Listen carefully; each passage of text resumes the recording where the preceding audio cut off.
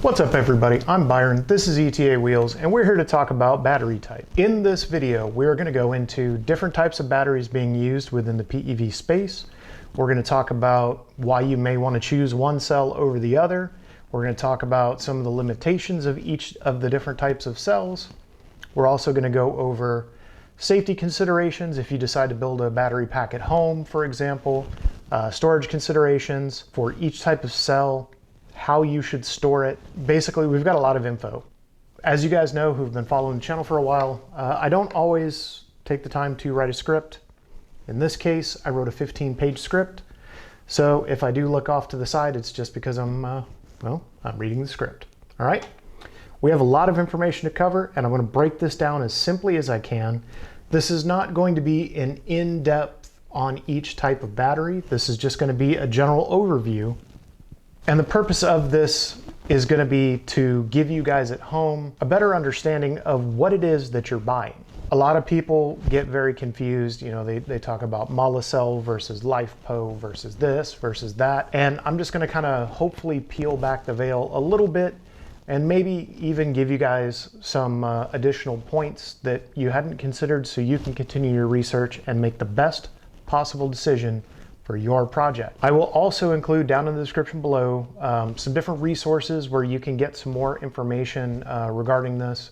We're going to talk about fire safety, we're going to talk about storage, we're going to talk about thermal runaway, which is not a fire.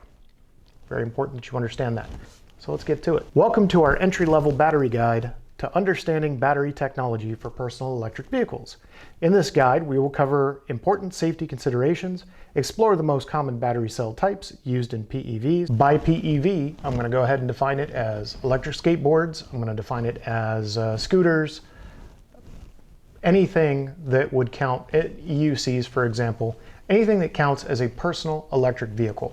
I'm not talking about electric cars. If you're looking for electric car information, this may not be the video for you. However, we do have a lot of good information on battery types.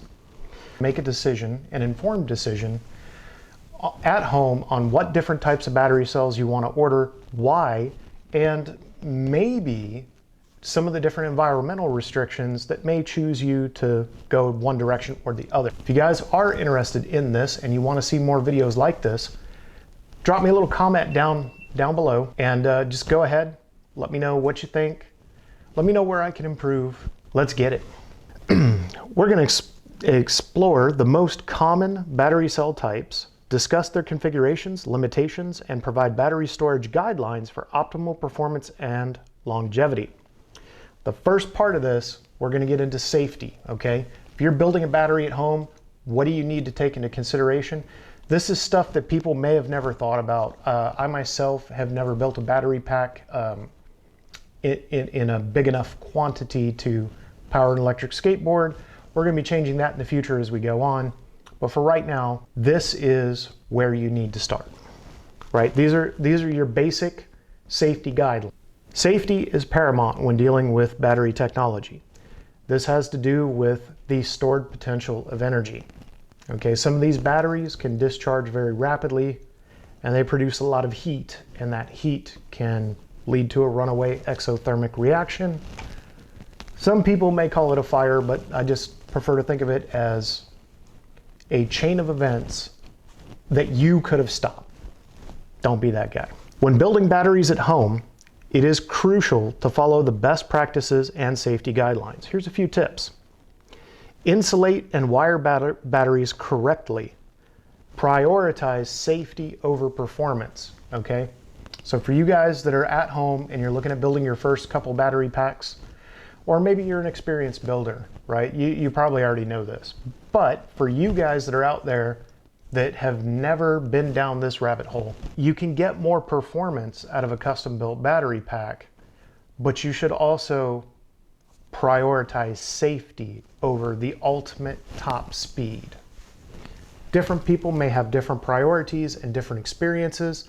Manage your expectations so that you can get the best possible results for your project. Research reputable sources for battery building techniques. I'm going to give you some resources down in the description, okay?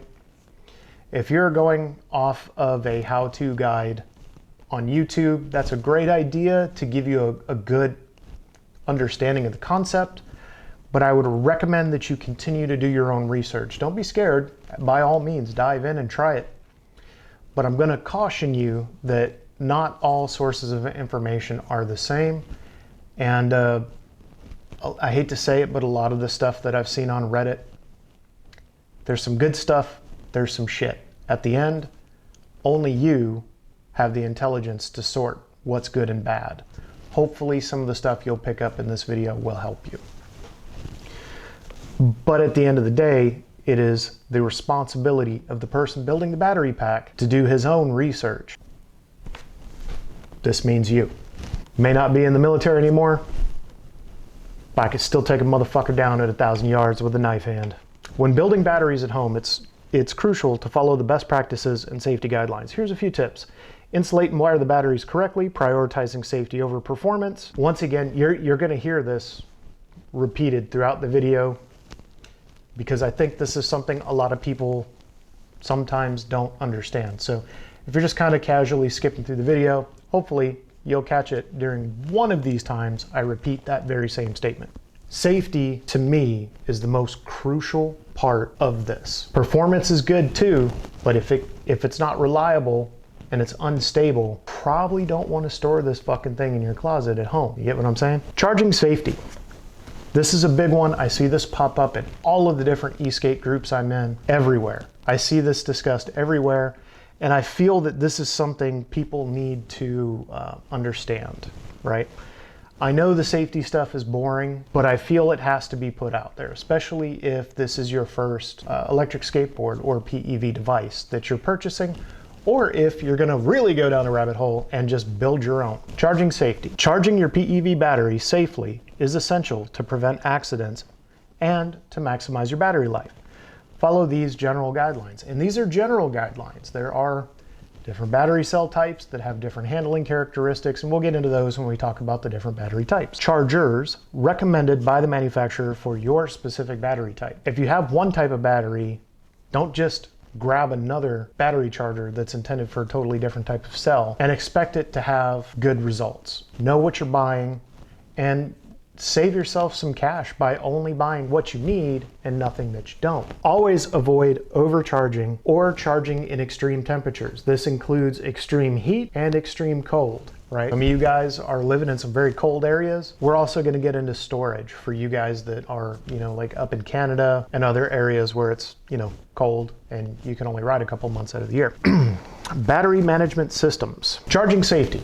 Charging safety is something I feel that is not discussed enough, and it's not taken into consideration enough within the PEV community. I constantly see people posting, hey, how do I do this? How long is too long on the charger? Where should I charge it to store it? Charging your PEV battery safely is essential to prevent accidents and maximize battery life. Follow these guidelines. Always use chargers recommended by the manufacturer for your specific battery type. If you buy an A-Stack board, use A-Stack's charger. If you buy an X-Way board, use an X-Way charger. If you have questions, reach out to the customer service of whatever board it is that you're buying. Or if you're building one, then you're gonna go and research the cell, the type, the voltage, your P group, and you're gonna go ahead and buy a charger that's rated for that. Know what you're doing and know what equipment you need to buy. Only get what you need, and you don't have any waste. Then your wife can't yell at you. Ask me how I know. Avoid overcharging or charging in extreme temperatures. So,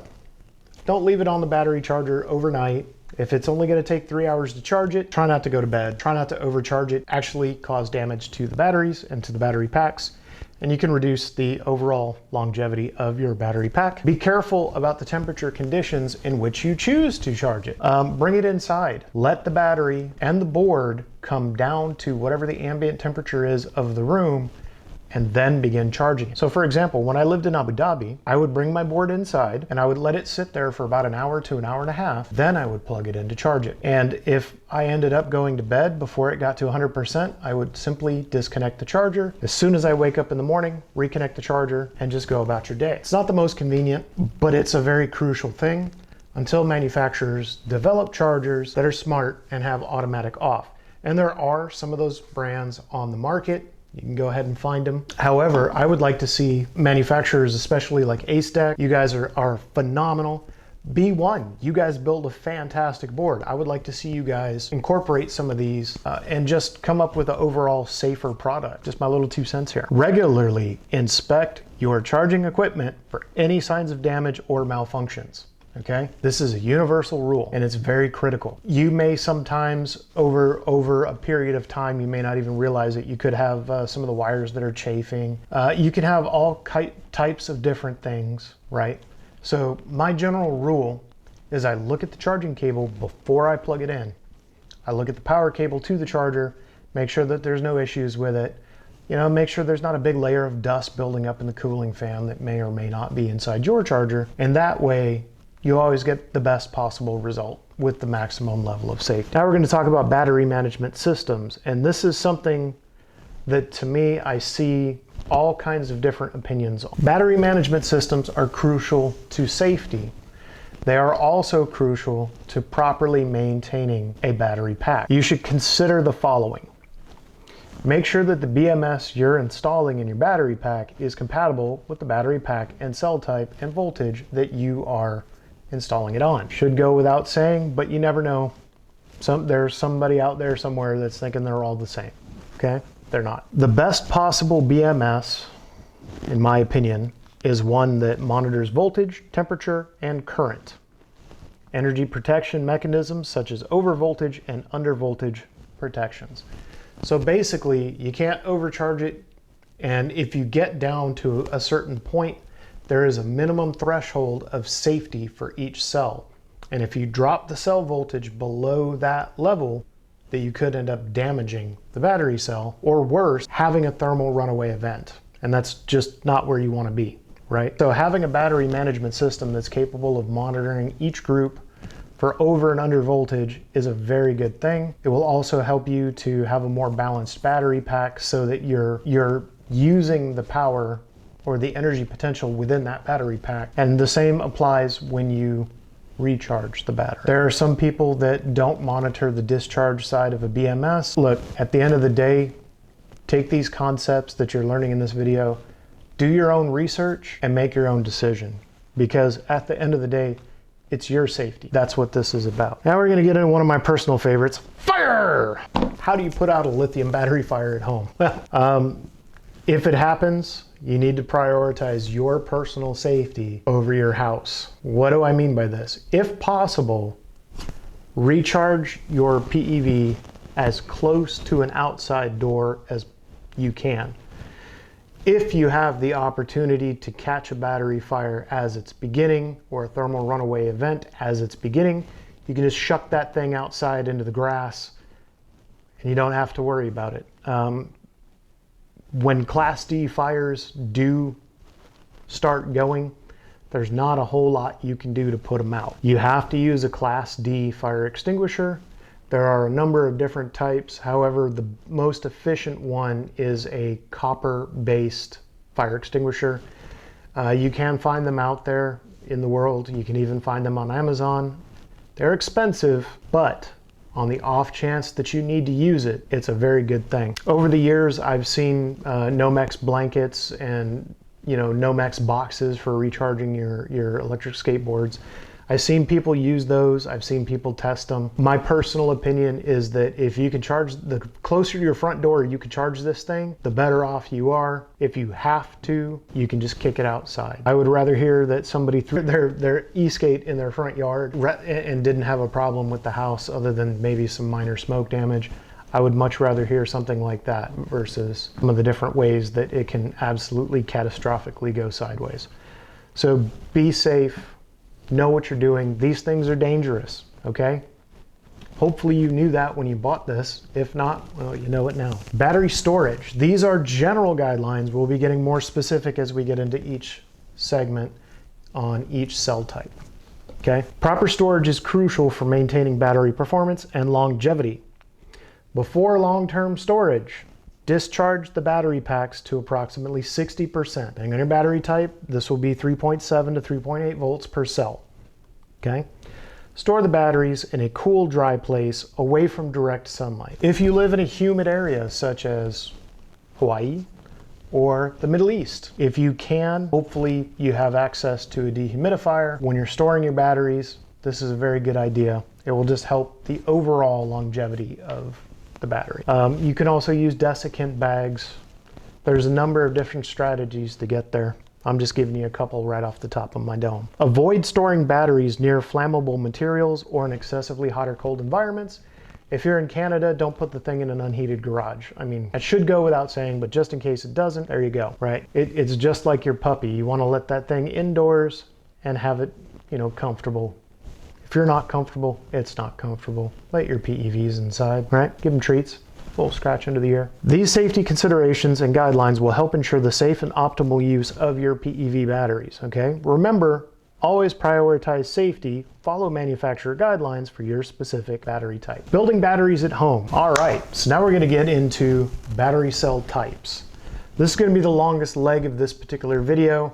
I'm gonna give you just a little bit of the history of each battery cell type, and some of its limitations, and maybe why it was phased out and a different type was phased in. This is just kind of a good overall working knowledge that I believe anybody in the PEV sphere should have. Battery cell types and applications. There are several common battery cell types used in PEVs, and let's explore some of them. Lithium ion, of course, everybody's favorite. Li-ion batteries were first introduced in the 1970s and became commercially available in the 1990s. So it took 20 years of development to get them to where they were actually useful for humans, if you want to think of it that way. Common applications which use Li-ion batteries.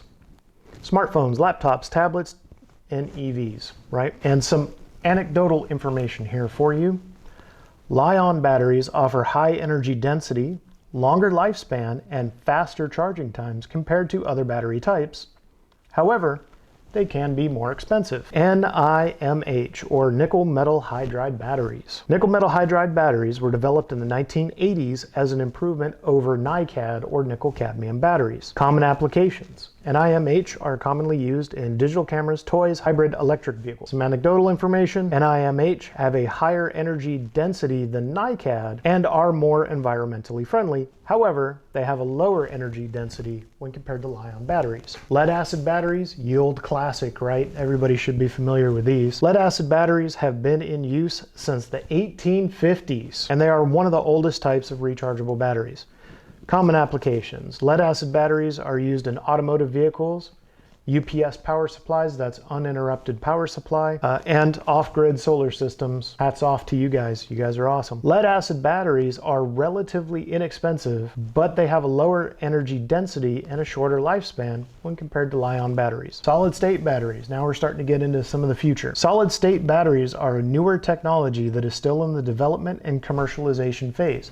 Toyota, I'm looking at you. For those who didn't know, Toyota is on the bleeding edge of this technology. Check them out, search out their technology on your own. Some pretty fascinating stuff that I'm not even gonna attempt to explain because I don't even fully understand it, just being real. Solid state batteries have the potential for use in EV, smartphones, and wearable devices. Solid state batteries offer theoretical advantages because there's not very many of them out there. So this is theory at this point, or anecdotal information. Solid state batteries offer advantages such as higher energy density, faster charging, and improved safety to traditional lithium-ion batteries. However, they are significantly more expensive to produce. I'm also going to be going into a future video where I'm going to discuss how lithium batteries are just now finally getting to the point where they can be recycled and reused. That is an interesting rabbit hole all by itself. We're going to continue on with this one. These are just a few examples of the battery cell types used in different devices. Each type has its own advantages and limitations, and the choice of battery depends on the specific application requirement. Lithium polymer, or LiPo. LiPo batteries gained popularity in the very early 2000s as a lightweight, flexible alternative to traditional lithium-ion batteries. Common applications: drones, remote-controlled vehicles, and portable electronic devices. LiPo batteries offer a very high energy density, a lightweight design, flexibility in shape. However, they require particular care during charging and can be more prone to swelling or even catching fire if mishandled. So, for those of you guys who have owned a mobile device with a removable battery pack, at some point your battery pack has swollen. and sometimes it'll pop the back of your phone off, right? That is what they're talking about. That's what I'm talking about here. Basically what happens is your battery has tried to vent, and it was thankfully contained, but now it's ballooned out. If you've ever used a data puck as an internet source and you've just left it constantly plugged in, you've probably experienced this a couple of times. If not, go check your damn data puck at home, because if you leave that thing charged in, I'm telling you right now, you're going to want to swap that battery out, because that literally is a fireball waiting to happen. Zinc carbon batteries. Zinc carbon batteries have been in use since the 19th century and are one of the earliest forms of dry cell batteries. I hope I don't have to explain what a dry cell battery is, but if you guys want to know, then when I produce one of my future videos on batteries, drop a little like and comment down below, and I'll expand on that topic for you. I'll be more than happy to do so. Common applications of zinc carbon batteries are low power devices such as flashlights, remote controls, and clocks. Ever-ready batteries were very famously zinc carbon batteries for a very long time. Zinc carbon batteries are cheap and they're readily available, but they have a lower energy density and a very short lifespan compared to other battery types. This is not something I would hope people would use in a PEV, but hey, we're covering it because I think it's cool. Sodium batteries. Now we're going to get into some of the weirder stuff. Sodium-ion batteries are a newer technology that has gained attention as a potential alternative to lithium-ion batteries. Common applications. This is still something that's kind of bleeding edge, so applications for it are still in development, but I'm just going to give you a couple. Sodium-ion batteries are being explored for use in large-scale energy storage systems and renewable energy applications. So for example, if you have a power wall at home and you're running, off-grid electricity, you've got your solar panels, that would be a pretty good application for this when it becomes more commercially available. Sodium-ion batteries have the advantage of using more abundant and less expensive materials compared to Li-ion batteries. However, they're still in the research and development phase, and they do have a lower energy density and cycling capability. So for right now, it's all pretty theoretical. Now we're going to talk about lithium iron phosphate or LiFePO battery. These are a good choice. LiFePO or lithium iron phosphate batteries. They emerged in the early 1990s and gained attention for their high thermal stability and long cycle life. Applications for LiFePO batteries are commonly used in electric vehicles, solar energy storage systems, and uninterruptible power supplies. LiFePO batteries offer a higher thermal stability, longer lifespan, and improved safety compared to Li-ion chemistries. However, there's always a catch, right? They have a lower energy density. Does that mean that it's a bad choice for a PEV? Absolutely not. This is a very good choice, especially if you are overly paranoid about building a battery at home or storing a battery at home. This, in my opinion, would be a very, very good choice for batteries. The classics. NiCad batteries or nickel cadmium. Nickel cadmium batteries were one of the first rechargeable battery technologies introduced in the late 19th century. Common applications, portable electronics, power tools, early cordless phone. I mean, they were everywhere at one point. Hell, I had NiCad batteries for my Game Boy way back in the day when it just had a black and white screen. Yes, I'm old. NiCad batteries have a higher energy density and a longer lifespan compared to lead acid batteries. However, they suffer from the memory effect. And they also contain cadmium, which is fairly toxic. So, there's that. What is the memory effect, okay? As you use the battery and you cycle the battery, if you constantly keep it recharged, the battery forms a chemical memory and you start to lose effectiveness. Now, if you do have NiCad batteries, you want to charge them all the way to full,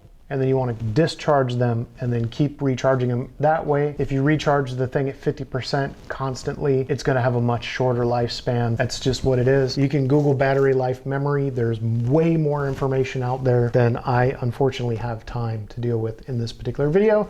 But if you guys want me to go down that rabbit hole, drop a little comment down below. I'll be more than happy to do that just for you guys. Lithium titanate or Li4Ti5 012 batteries. Lithium titanate batteries were developed in the early 2000s as alternatives to traditional lithium-ion batteries. Common applications. Lithium titanate batteries are commonly used in electric buses, energy storage systems, and fast charging applications. Lithium titanate batteries offer fast charging, long cycle life, and excellent safety. However, they have less energy density compared to other Li-ion chemistries. As you can see, each battery cell type has its own advantages, limitations, and specific use cases.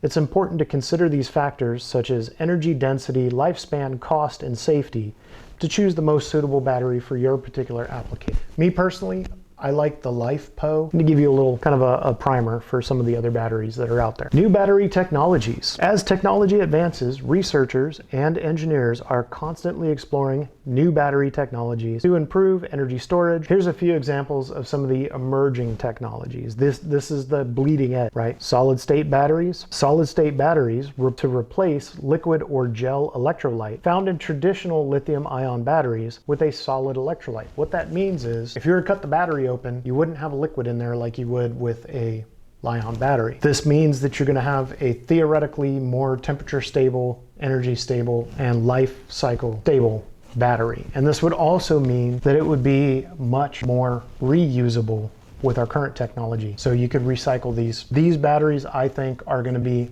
the way to go at the end of the day. Advantages of solid state batteries: higher energy density, increased safety, longer lifespan, and they also have a potential for faster charging. Solid state batteries are still in the developmental stage. However, they hold the promise for various applications, including electric vehicles and portable electronics, PEVs, etc. Lithium sulfur battery. Lithium sulfur batteries use sulfur as the cathode material and lithium as the anode material. Positive and your negative for those of you who are unfamiliar. Advantages. Lithium sulfur batteries have a high theoretical energy density, which means they can store more energy in the same volume. They are more environmentally friendly and cost effective compared to lithium batteries. Because as lithium batteries become more and more widespread, the question that nobody seems to be asking is, what happens when we use all the fucking lithium? It's a finite resource. We have to look at alternatives. Okay? Just something to consider. They're still working on how to actually recycle the currently existing massive stockpiles of old lithium batteries. It is what it is. Hopefully we'll get there sooner rather than later. Lithium sulfur batteries are being researched extensively to overcome challenges such as sulfur dissolution and the formation of lithium dendrites, which can affect their performance and lifespan. I'm not going to break that down any further, but if you would like me to do a whole episode on lithium sulfur batteries and solid state batteries, drop me a little comment down below. I'll be happy to do that for you. Like I said, this is just your introduction. This is what opens that door in your mind and leads you to go down your research rabbit hole, make your choice, build your battery pack, and fucking rock out.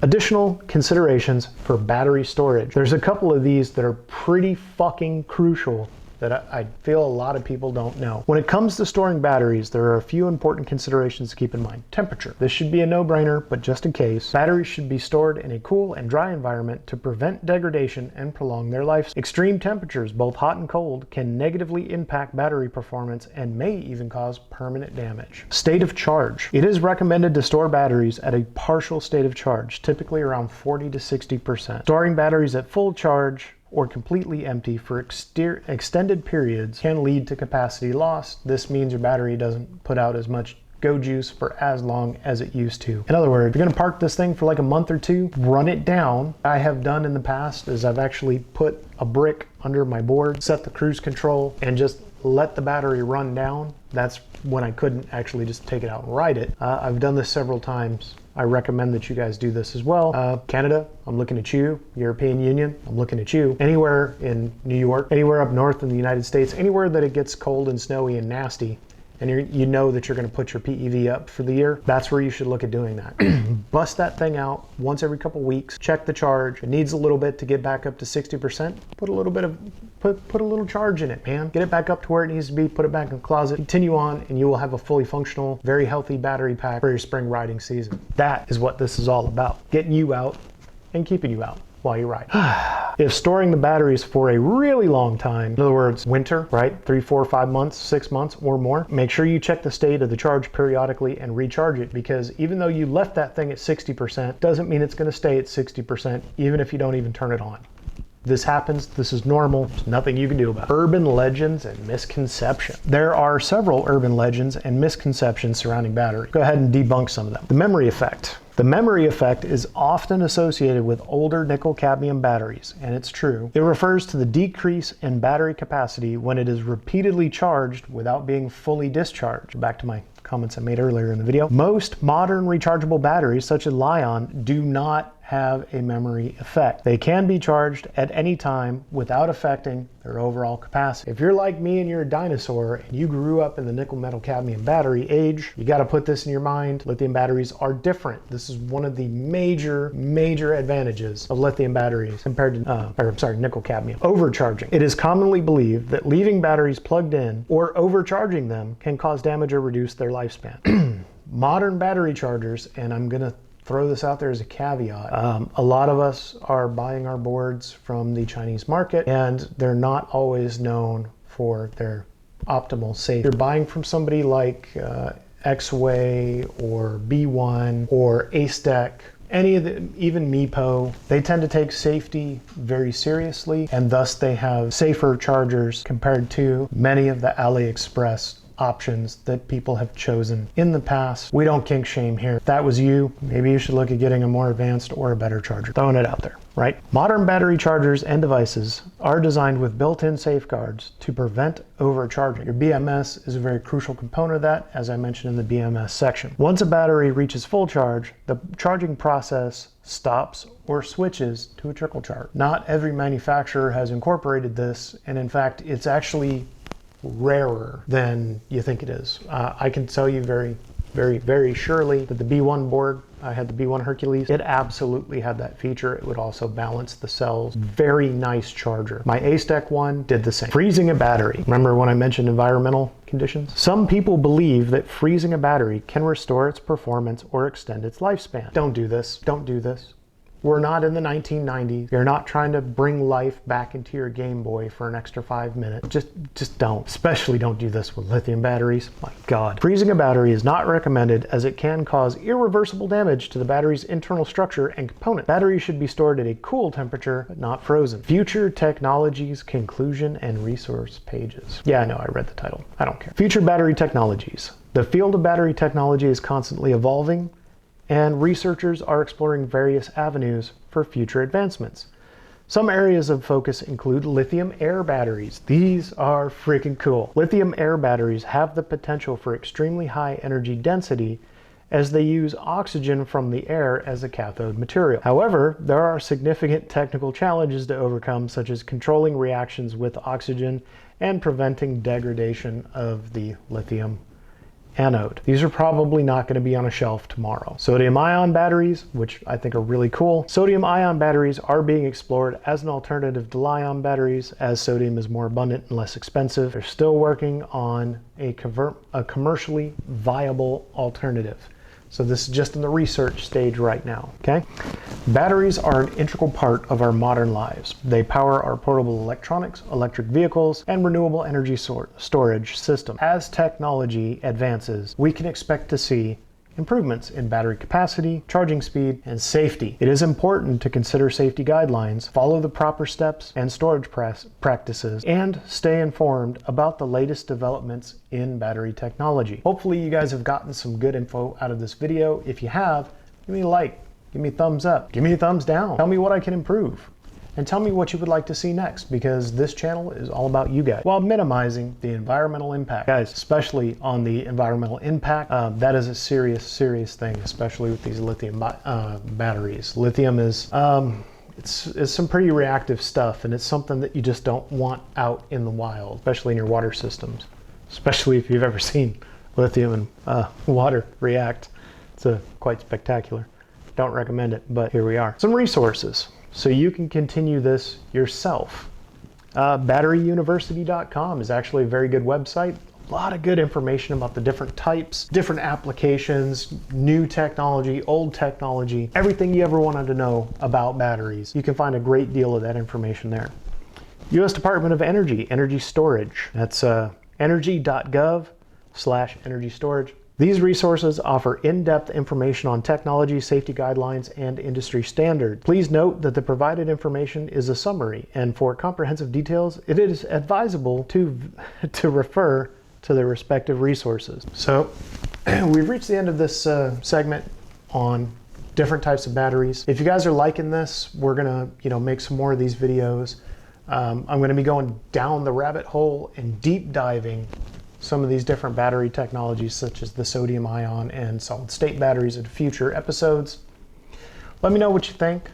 I'd love to hear your comments. Maybe you have some questions that this video didn't answer. I'll be more than happy to provide you with any answers that I can find. All right, we're one team, we're one community, right? I believe that if you are that person who is out there purchasing your first electric skateboard, you should know everything about it. I believe that you should be able to take your board apart, take a look at it, and know what the major components are, how they affect one another, and how they operate, so that you can make an informed technical decision if, God forbid, one of them happens to break. And lastly, I want to give a little bit of credit to Aria. If you guys aren't using Opera browser, you really should be. Aria is an AI assistant developed by Opera and uses OpenAI and ChatGPT models. It's a very useful tool when you're doing stuff like this, just to take your raw thoughts and put it into a little bit more of an organized format. Me personally, I have ADD like a motherfucker, so tools like this really help me. Hopefully y'all are enjoying this. Down also in the comments, I'm going to go ahead and leave my With Koji page. All of my affiliate links are there. They help support the channel. They don't cost you any extra money. I've got a merch store where you can pick up some pretty dope shirt. And if nothing else, hit like, maybe consider giving me a subscribe. Leave me a comment. Tell me how I'm doing. What would you like to see more of? What would you like to know more? I'm here for you. I'll see you in the next Mahalo.